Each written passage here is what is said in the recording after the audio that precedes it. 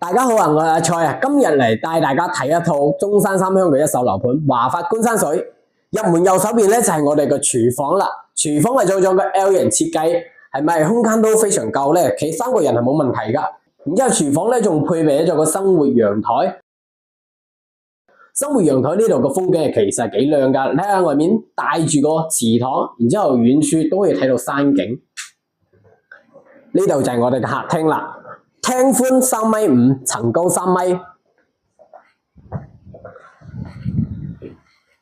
然之後睇下我哋嘅陽台啊，我哋嘅陽台係對住一個別墅區嘅，所以話視野無敵。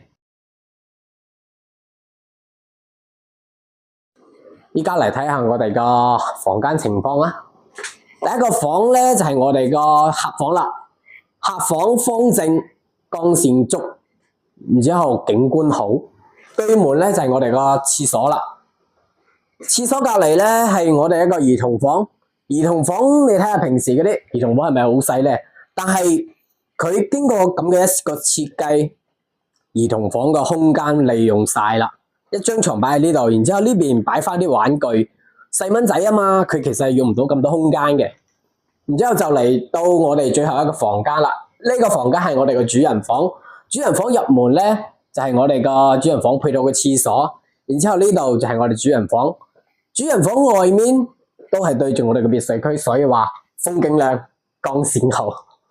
依家又到咗我哋最後嘅報價環節啦，大家最關心啦嘛，係咪？7000零蚊嘅單價，你就可以擁有呢度風景無敵、視野無敵嘅房，仲要咩啊？係咪？